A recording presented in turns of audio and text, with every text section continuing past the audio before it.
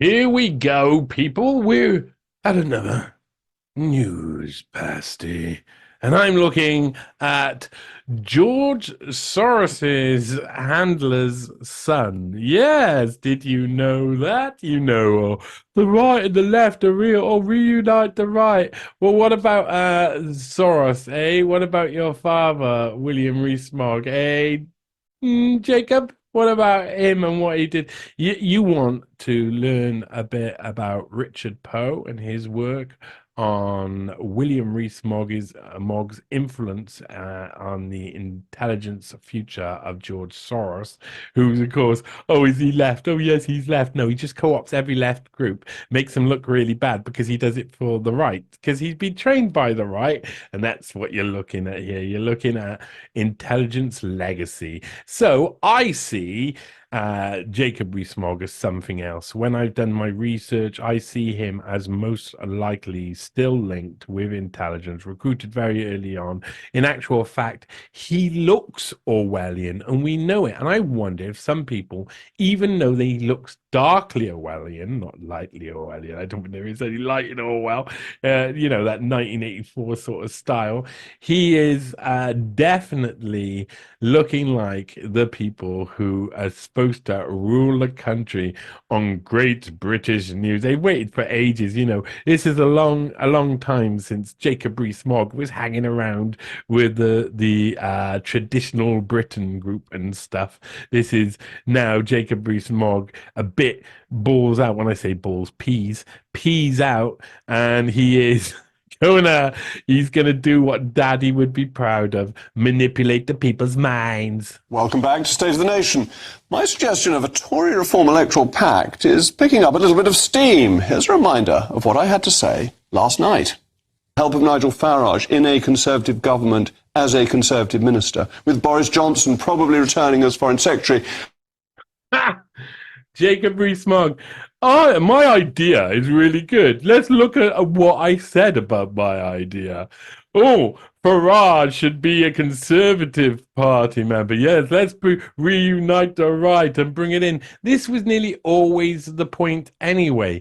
The Farage and others are Conservatives who created something that forced the Conservatives to do certain things because it takes power away. This is all. He's holding a pasty, a giant pasty, an invisible giant intelligence pasty right now. Or maybe he's holding on to Boris Johnson's head. And he's about to pull it down. But this is Jacob Rees-Mogg. He is he's just uniting the operations, the right-wing operations in Britain. Not that the left-wing operations are any better. Nowadays, they're all World Economic Forum anyway. Then nowadays, you're watching the son of George Soros's handler talking about beating World Economic Forum elite that are on the other side so that their World Economic Forum elite can get in instead. And they're all working together because, of course, it's all a big intelligence operation. That tends to be how it is. This is all bull. This is so Orwellian. It's fantastic to watch. Let's see how far they go. Who can they possibly bring on that can convince you of this stuff? And welcoming the likes of Ben Habib and Richard Tice into our party, as well as pursuing genuinely conservative policies, winning the next election suddenly becomes within reach. No, it doesn't. Well, this was the response of the policing minister, Chris Philp.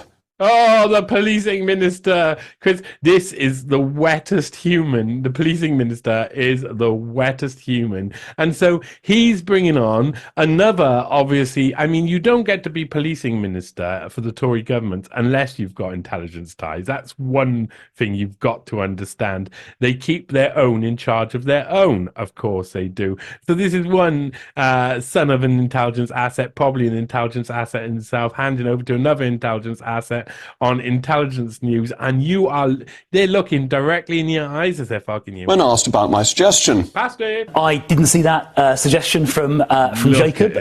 Who the Prime Minister brings into the government is up to him. My job is to fight crime and support the police, and that's what I'm busy doing. But it didn't take long, rather bizarrely, for the Liberal Democrats to call for my suspension from the Conservative Party.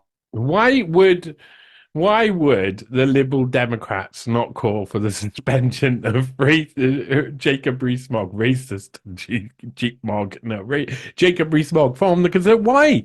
Why would they not do that? They're opposing, but why would that be bizarrely, Jacob? Party. Why calling for a strategy to help my party win the next election would constitute grounds for suspension isn't entirely clear. Probably the Lib Dems are frit, to use Lady Thatcher's word, of so powerful an electoral force. But, without indulging in the electoral woes of the Lib Dems any further, I would like to reassert my suggestion.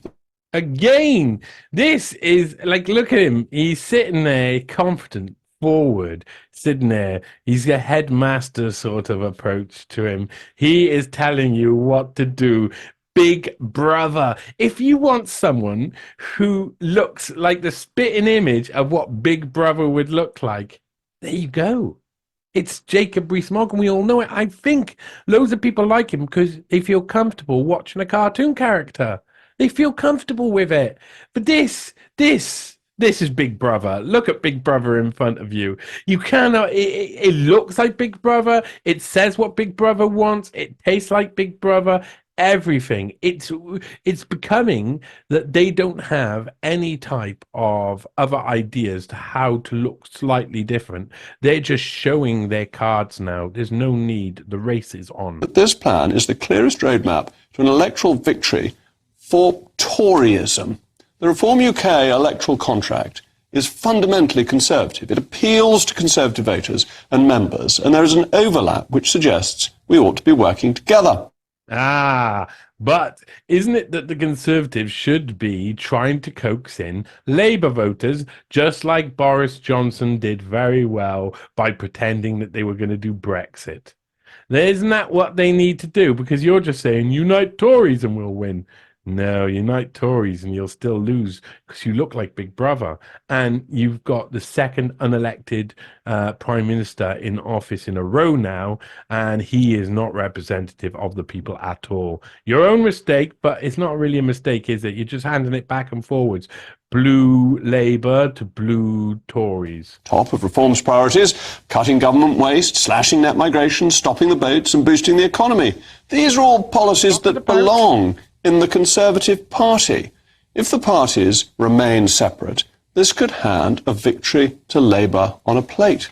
And although the victory is already handed to Labour on a plate because of everything that everybody has had to put up with the Tories, makes them have to take the only other alternative, which is a slightly lesser Tories. There are some matters between Reform and the Conservatives on which we disagree. Not many, actually. All political parties are coalitions. And there's far more on which we do agree, including, I would hope, a desire to keep the socialists out of power. Keep Labour government socialists out of power. Keep them out of power as quickly as you possibly can, so we can create the world of Big Brother that looks as blue could be. Please see that this guy is just, it's unbelievable. People don't want to realize, I think. The opposite of what the electorate wants, its popularity in the polls, is a sign of a desire for change, not support for its policies. Labour would not stop the boats. Its plan is a non-plan that was recently revealed to be a copy of what the government's already doing. It would not cut mass migration. Indeed, mass migration derives from New Labour's ideology. Labour would surrender sovereignty to the Office of Budget Responsibility. We could practically say goodbye to the prospect of tax cuts or meaningfully endeavouring to grow the economy. It would double down on the lunacy of net zero, spending an extra £100 billion on decarbonising the grid by 2030. That's about the only thing that I agree with them on, is that they're trying to spend loads of our money right now. Ooh, there's hailstorms on my skylight, if you can hear it. They're trying to spend loads of money right now on the green agenda. Of course they are, because it's being fully implemented and accepted by most of the Conservative governments too. It just continues to go on. The boats, they're coming over. What are they coming over under? Have they been coming over under Labour? Oh no, they've been coming over under the Tories. They've been coming over under the Tories. The things he's complaining about here have all come while they've been in office. They all of the time they say we try and lower inflation and try and stop tax raising and have tax cuts and all of this. Oh, what's happened since you've been in office? Oh, the opposite. Oh, the opposite for the entire time. So you lie. It's just a lie. Both sides lie to you. So you either vote for liar 1 or liar 2. Just to make us cold and poor. It would have even more wokery as its pledge to expand the Equality Act with a new Race Equality Act. All of the problems we see in modern Britain, mass migration, small boats, public sector wokery, ESG, economic stagnation, statism, the list goes on, would be increased by socialism. And this needs to be stopped. This needs to be stopped. We need to stop, stoppity, stop. Well, you need to be stopped too. This needs to be stopped. This loop that it's either Keir Starmer or people like this, either Big Brother 1 or Big Brother 2. This needs to be stopped. There is no time on that clock. So the answer is for the Conservatives and Reform to reunite the Tory family. Now, here's what Nigel said last night when he was asked about it by Patrick Christys. Things say, but Jacob, play a bit of Supertramp. Their top track is called Dreamer, and it's just not going to happen because Rishi is not bold. He has their top track is not Dreamer. Is it? Do you think that Supertramp's top track is Dreamer? Shall we go and check it out? So I take it all back. Farage is completely right. Billboard at least put Dreamer as Supertramp's top. Personally, the number 2 is my favorite, Bloody Well Right, which I think is one of the best songs throughout history. To be perfectly honest, it's on my top 10. But Dreamer is apparent, which is not one of my most favorite Supertramp, but I am willing to concede that on this occasion I am wrong and Nigel Farage is right. Well done, Nigel. I hope you take that victory and stick it where the sun don't shine. no leadership whatsoever. This will not happen, even though Jacob thinks it's a frightfully good idea. Well, I will do my best to have dreams, but I know little about vagrancy. That sounded very interesting. Not what Mr. Who's again rubbing Nigel Farage, the back of Nigel Farage's head, just like William Rees-Mogg would have once rubbed George Soros's head. These people are manipulative, but it sounded like Nigel Farage was interested in the idea and would accept it if it came as an offer and the new reformation of the Conservative Party. And he could be like the hero. You see what they're doing here? Can you see what they're doing here? They've done 2 things. They have backup plan 1, backup plan 2. They have a selection of operations going. The Conservative Party put Rishi Sunak in temporarily. He's going to do the banker's business. He'll be a safe pair of hands, but not for the voters. The voters will not like him. There will be 2 people who can bring the voters in these people's opinion. One is David Cameron. So they bring him back, even though that he's a lord and he would maybe have to temporarily suspend his peerage if he was to become leader again of the Conservative Party for the purposes of becoming Prime Minister. That could potentially happen. Don't think that they won't change the rules of the game to win. Of course they'll change the rules of the game to win. That's what they like to do. It won't be the first time. It has happened before that lords are in serious positions. That happened under Margaret Thatcher, of course, during the sinking of the Belgrano, which sunk that guy's career in politics too. But he then became easy to step down because he's like, oh, I'm just going to go back and be a lord again. But with David Cameron, he's been brought in just in case there's no other Conservative leader who can take the helm. And what they're doing is saying, we need to now bring Nigel Farage in from the cold, get him as central to the Conservative Party and have the Conservative Party reformed for this new era of politics, which will be much more visceral and intelligence-led.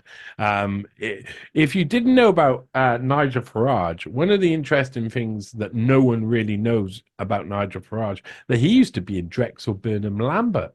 And that was back in the day where that was one of the biggest fraud schemes in the world. I mean, that was a real dodgy place with Milken and others.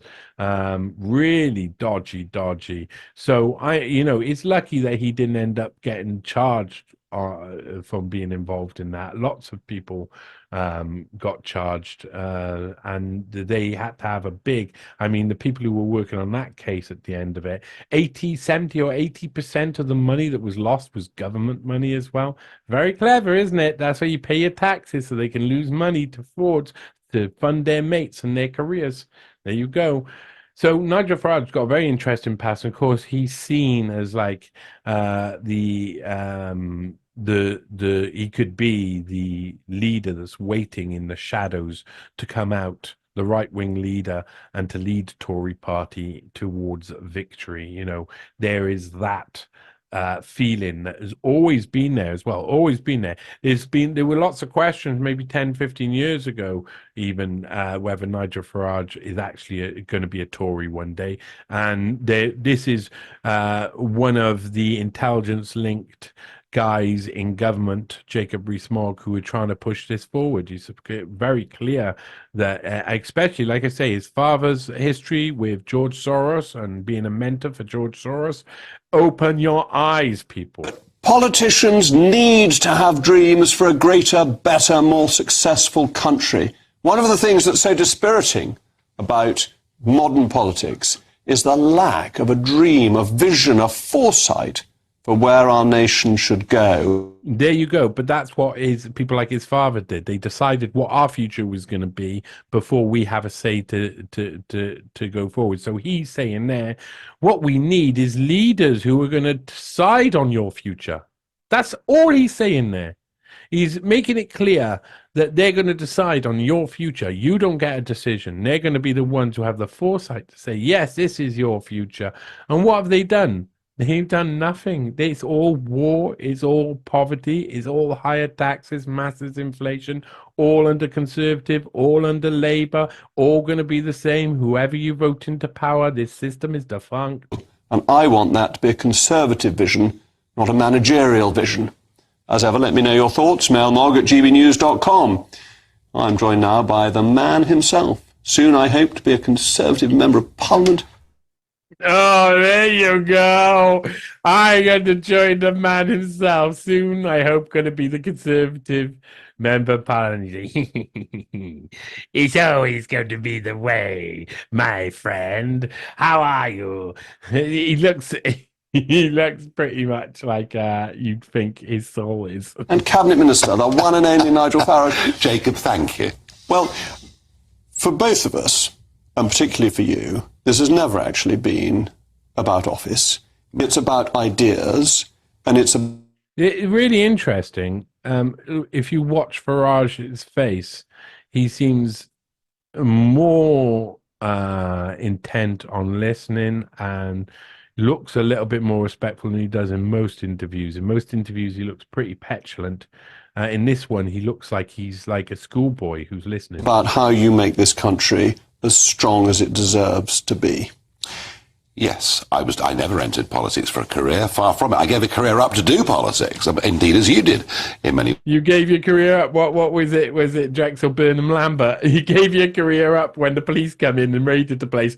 I better get out of there quickly. I'll see you later, guys. I'm going into politics. I'm not sure if it was quite like that, but I like the idea anyway. Ways. Look, I've said for years that Jacob Rees-Mogg and I should be in the same party. It's always seemed ridiculous to me that we were in different political parties. There you go. There you go. So who's going to sway first? The Conservatives, where the Conservatives are already switching over to Labour, because Labour's gone so far right that the Conservatives are now finding their natural home in Labour. Or is it going to be something like the UKIP or something along those lines that are going to welcome in Jacob Rees-Mogg? I don't think so. I think power attracts, doesn't it, Nigel Farage? This is because you and I think alike on many, not everything, but many, many issues. And fundamentally, you know, we're patriotic, we believe in borders, we believe in sovereignty, we believe in the little man and woman being given half a chance to go out and create businesses and do their own thing. So that is bullshit. They believe in the little man. Look at the response from this. Look at these two try and act like we matter. Look at Jacob Rees-Mogg intently pretend. Watch this now. The little man and woman being given half a chance to go out and create businesses and I don't believe him at all. The little man and woman, we're the little men and women going out, giving our chance to create businesses like Nigel Farage, do their little man and woman stuff. I mean, this is their own language. And look, he has to make it look at him. Jacob Rees-Mogg. He cannot hide his elitism. Come on. Even the little man and woman being given half a chance to go out and create businesses and do their own thing. he's like fluttering his eyelids. Oh yes. Don't hit me in the face, little man or woman, because that's the only thing you have over me is strength. Oh, I'm just gonna watch it one more time because I enjoyed it so much. It's so much fun. For half a chance to go out and create businesses and do their own thing. So we're at one on this. The problem here is twofold. Firstly, I think you underestimate the level of contempt that is felt for the Conservative Party, especially post-2019. But this is a line. This is a line that will allow Nigel Farage to eventually become Prime Minister. This is the line. You don't understand the contempt, especially after the elections last time, where you got in and then you got rid of Boris Johnson straight away and did exactly the opposite of what you were going to do anyway, or just what you always do, which is betray the people. No, instead you should betray the people with me in charge. That's what Nigel Farage is. You don't understand the contempt, and he's like, yes, I don't, but he does. That's why they're trying to get Nigel Farage in, so they can look like they're a new party and get out some of the other ones over to Labour. It's all about the reformation. It is a sense of betrayal, and the big one is immigration. The sheer scale of change that is happening in our communities. You think Blair was bad? Try this for size. The Conservative Party allowed more people to settle in this country in 2022 and 2023 than came from 1066 to 2010. Boom. So, you hear what he's saying there? That's pretty big. I mean, I don't know. Right, so he's saying there that, and may I say, I do a lot of family history, and 1066, like every single piece of land in the UK got a new owner. Apart from one. Lady Godiva got to keep her stretch. That's all, just for a little bit of time. Other than that, William Conqueror put in his own rulers all across the UK, and it took it over. Yeah, so there was a lot of immigration just then alone. He's saying that between 1066 to 2010 has seen the same as we've seen over the past few years. If that's true, that's crazy, but that has probably got to be a manipulated line. Regardless, no doubt at all, I'm looking outside my door, my whole neighborhood has changed. And that's changed, maybe not over the past few years alone, over the past decade for sure.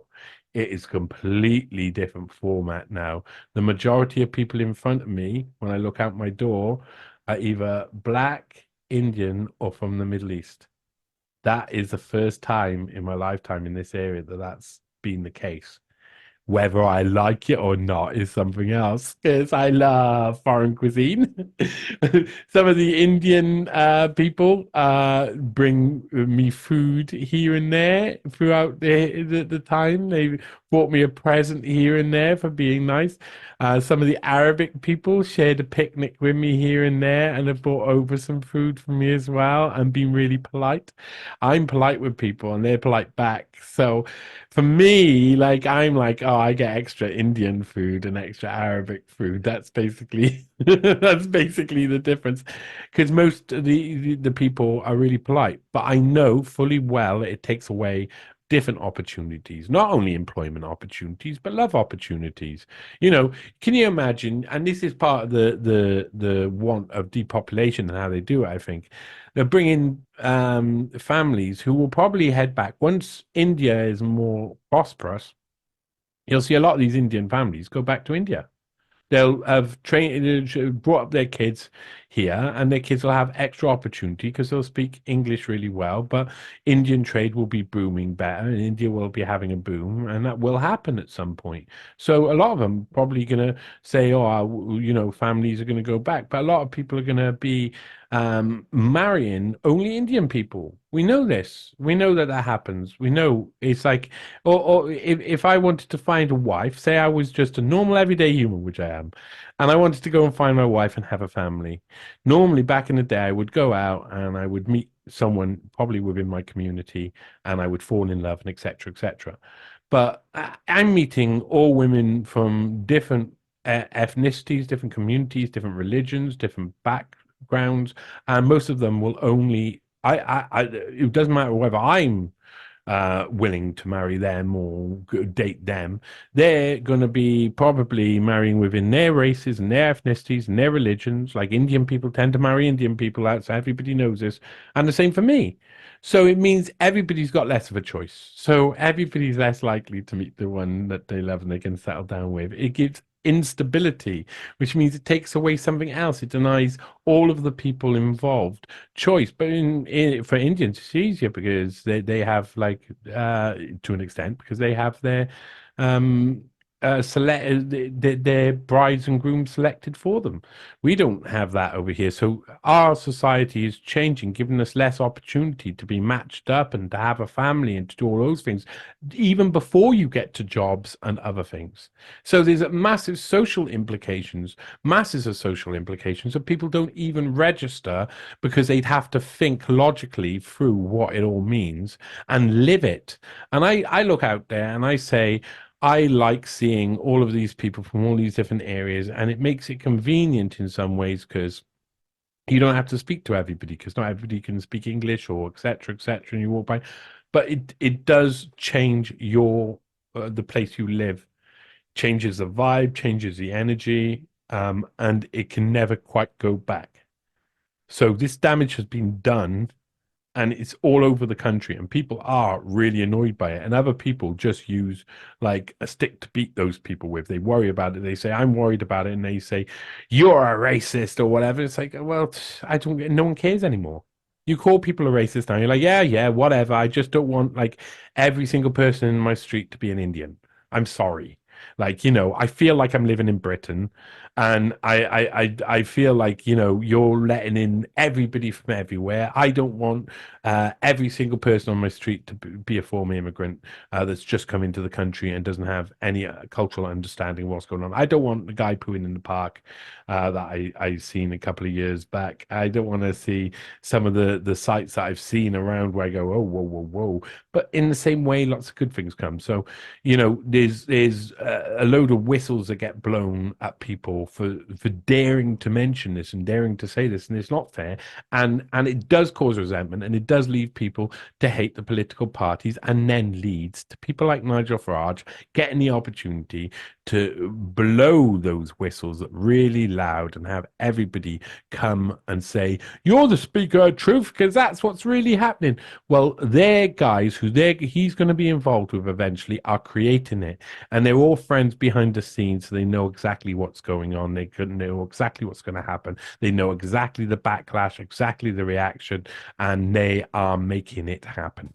I know it was 1.4 million net in 2 years. Yeah. It is an astonishing. No, gross 2.7. Right, but net 1.4. Well, remember, yes. net. Oh, yeah, it's a lot of British people retiring to Spain or moving abroad. It's also students getting home and things like that. But the numbers are stunning. I agree. The numbers are stunning, and I think that Brexit voters, and particularly the UKIP type Brexit voters, who for the first time in their lives voted Conservative in 2019, they feel an absolute sense of betrayal. That's the first problem.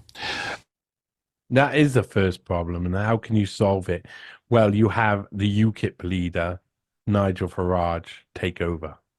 Now, why don't you think Nigel Farage's gone straight back into politics? He knows his time's coming to become leader. That makes any pact of any kind unlikely to win. If it was possible, it might mitigate the level of disaster. But the other problem is this. I can sit and chat with you about these things, and I've got other friends on your wing of the Conservative Party who we campaign with in Brexit and everything else. You are, Jacob, not amongst the members, not amongst the voters, but within the parliamentary party, you are outnumbered 3 or 4 to 1. You do not represent the centre of gravity of the current Conservative parliamentary party. Yeah, indeed. And that's exactly why loads of that party is now going to move over to Labour, and they're going to reform, rejiggle, because they're all on the same side anyway. They're just pretending. They're just being the antithesis and the thesis. And what happens there is synthesis. You get the same thing. You get the combine and the joining, and that's what's already happening. So they're juggling around as Labour go more right and start to take on more right-wing policies. That's what happens. The thing that seems to me to mitigate against all of this is that if you were to be a leading figure within the Conservative Party, there would be absolute reassurance that at last we were serious about migration. You could not be in a Conservative cabinet that wasn't doing it properly. But wait, he would still be outnumbered 4 to 1. He's just said that. He'd still be in the current Conservative. If Nigel Farage was there too, doesn't mean anything. If he was a leader, doesn't mean anything. He'd still be outnumbered 4 to 1 until they start getting people and purging. And they are going to have to purge like communists. They're going to have to purge like communists if they want to get to their fascism. That's what it is. Unless we were continuing the con on the British people. But then you wouldn't do it. No, I wouldn't do it. That in terms of the parliamentary party, dare I Then you wouldn't do it. No, I wouldn't do it. That was saying, yes, I would. I am willing to do this. say that most members of parliament of all parties actually want to win their seat at the next election. I think the number who are avowedly pro-European and resent the Brexit result is actually quite small, and that if the Prime Minister were to take a lead on this, now that may be a big if, there is a real opportunity, because it's where the nation is. You see, you said we should both be in the same party. And I think if we were both in the same party, what we are offering to the electorate is what a plurality of voters want. It would win a majority and could then be implemented. The difference is I'm in a party, albeit honorary president, that I agree with. You're in a party that you disagree with. Well, I agree with all the members of the Conservative But you Party. disagree with policies. There are elements. You disagree with net zero. You disagree with what they've done on legal migration. You disagree with legal. So you disagree with the Conservative Party as it is, because the Conservative Party is trying to coax in Labour voters by doing all of this other stuff too. So all it is that the swinging backwards and forwards, but it's the same entity it swings between. Migration, I'm glad to say, is being changed, and we are getting that under control. There's no evidence to support that whatsoever. There has been. I've been hearing this for the last 2 years. But I think some of the changes last year. The boats are still coming. The boats are up 20% this year so far. Look, absolutely accept that. In terms of net zero, we've got to delay net zero indefinitely. It is a failed policy. No, Jacob, that's your view. You're absolutely right, but it's an increasing view amongst Conservatives, because it's not working. And the Conservative Party... How would you sum up the last 14 years of Conservative government? Marks out of 10. What would you say, Jacob? Well, there are different periods and different bits, but we got the referendum to leave the European Union. The biggest... Not something the Conservatives wanted to do. They were forced to do it from the outside. The Conservative members and voters wanted it, though. Yep. And you see, I think it's trusting the... Now, this is interesting, isn't it? They're like, what did you actually do that was good? We got the one vote that led to us not really getting the vote. So Jacob Rees-Mogg, what is the best thing that you've done? Ooh, that thing that we haven't really done. That's the best thing that we've done. That says it. These guys are just like, it's sinking ship. And it's a captain who's saying, okay, my crew's about to go crazy and mutiny, so you need to come over and take charge. People is the heart of the politics that you and I represent. That Yes. the combined wisdom of the electorate is greater than that of Whitehall and of the Palace of Westminster. The people wanted Brexit. And actually, for all sorts of criticisms you would like to make of him, David Cameron gave us the referendum. He was willing to trust the people. He may have hated the result. He was scared out of his life of what UKIP was doing to his vote. He was scared of defections happening. He didn't want to do it. He never wanted. All of this is the fact he was forced by UKIP, and UKIP became a conduit to put pressure on the right. But it was exactly the same entity, still on the right, still after the same thing that the members were wanting. To do it, and then we had a period where your party gave us a prime minister that, frankly, willfully tried to vandalise it. I mean, you've got to accept, Jacob, the record is gust. There are problems with the record. Apart from Brexit, there are definitely problems. Apart from Brexit, which hasn't really happened. So even Nigel Farage is proving himself to be going to be found wrong on that, because it's not really done anything, has it? It just meant it's harder for European immigration, and it allowed in more African and Middle Eastern immigration. So Brexit, what did it do? Brought in more people into this country than has ever been brought in, Nigel Farage says, between 1066 and 2010. He's saying that that's a success. Is that Brexit? Brexit will have our migration under control. What happens? More migration than ever in the history combined. I think this sounds like BS. Brexit, what have you achieved in 14 years? Well, I think Ian Duncan-Smith did a great deal with reform of welfare, and I think that Michael Gove's reforms of education, which are still yielding fruit 14 years on, were tremendously important. So there are big things that have been done. Employment is higher than it's ever been, pretty much. And so are people opting out of employment and living on better. And that's absolutely. Yeah. It's the employment. The figures have been wiggled and meddled with, like always happens with data. How can we make these figures different? Oh, we can fix the system. Okay, let's do that then. There's no point you and I arguing about policy. But right? we want to change that. My point is this. A prime minister in Rishi Sunak, perfectly decent man, intelligent man, a man that brings back David Cameron. He's awful. Rishi Sunak is awful. And David Cameron's being brought back to be the potential king.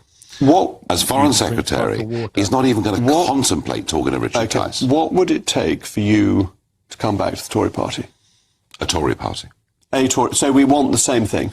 A Tory party, not the old school Tory party, but the radical new form of conservatism that embraces people from all classes, yields from the all promises different of parts, and Wait a minute. All classes, all different parts, embraces people, all of them except those and those and those.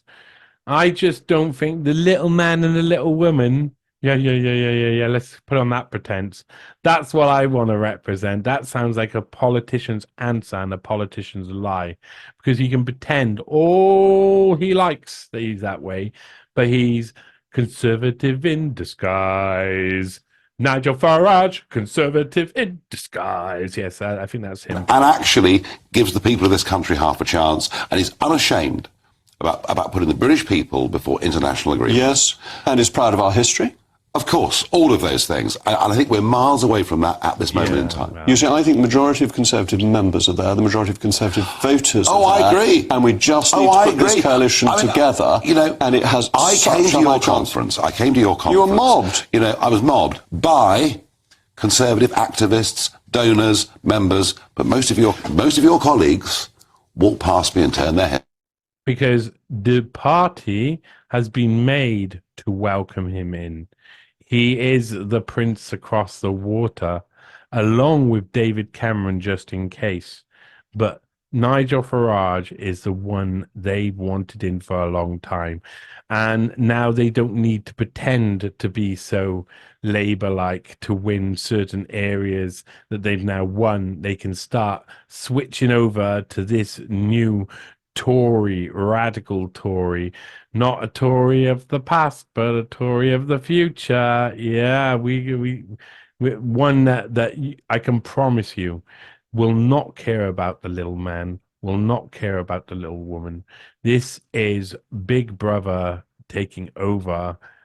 You can see it in Jacob Rees-Mogg's little squinty eyes.